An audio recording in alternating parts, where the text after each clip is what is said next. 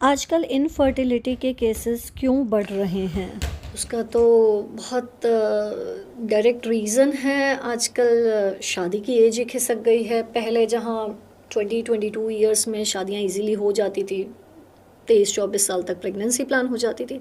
तो जितनी छोटी एज में ये चीज़ें होती हैं, एक क्वालिटी, छोटी एज का मतलब 15-16 भी नहीं, बट हाँ 22-23 is a good ideal age. तो उस टाइम पे एक क्वालिटी काफ़ी अच्छी होती है फीमेल्स की। फीमेल्स में देयर इज़ अ सिस्टम जो भगवान ने बनाया है। Every female is born with a fix number of eggs. हर महीने वो एग यूज़ होते जाते हैं और एक टाइम आता है जब वो एग्स पूरे ख़त्म हो जाते हैं, जिसे हम कहते हैं मीनोपॉज।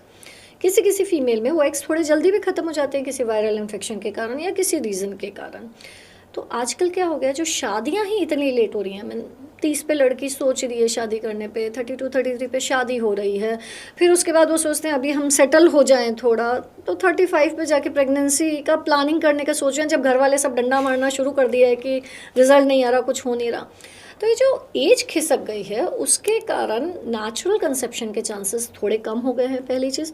दूसरी चीज़ स्ट्रेस लेवल बढ़ गया है। तीसरी चीज़ डिजीजेस जैसे कि पीसीओडी, एंडोमेट्रियोसिस, डेफिनेटली इनका इंसिडेंस बढ़ गया है बिकॉज ऑफ आवर लाइफस्टाइल। सो इन कारणों से डेफिनेटली आईवीएफ, सरोगेसी, ये सब चीज़ें बढ़ गई हैं।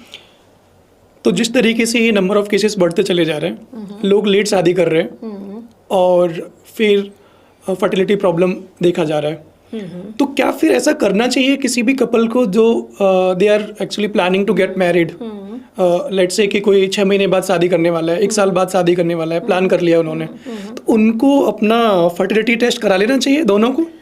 देखिए, it depends from person to person. Fertility test, if you are very keen कि नहीं आप जानना ही चाहते हैं सामने वाले की फर्टिलिटी, तो कुछ टेस्ट होते हैं जिनसे कि हम ये जान सकते हैं। बट आई वोंट रिकमेंड कि ऐसे फर्टिलिटी टेस्ट करा के फिर शादी की जाए। Life can not be that planned. आजकल ये एक प्रॉब्लम हो गया है, people want to plan everything.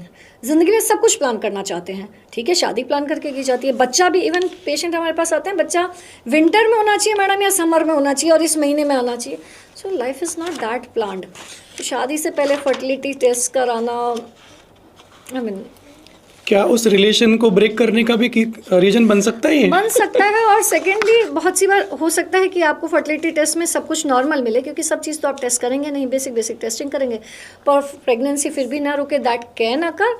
और आपने टेस्ट किया, आपको लगा कि से AMH का वैल्यू आपने लेडी का करा है, AMH की वैल्यू 0.5 है, लेकिन पेशेंट तो फिर भी कंसीव कर सकती है।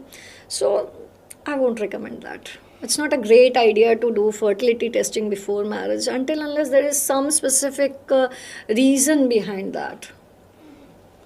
People will get to know a lot about कि किस तरीके से प्लानिंग करनी चाहिए। दीप्ति मैम ने तो क्लियरली कह दिया है कि बहुत ज़्यादा प्लानिंग नहीं करनी चाहिए, राइट? बट हाँ, एक अंडरस्टैंडिंग तो ज़रूर होनी चाहिए। अंडरस्टैंडिंग होनी चाहिए, डेफिनेटली होनी ज़रूरी है।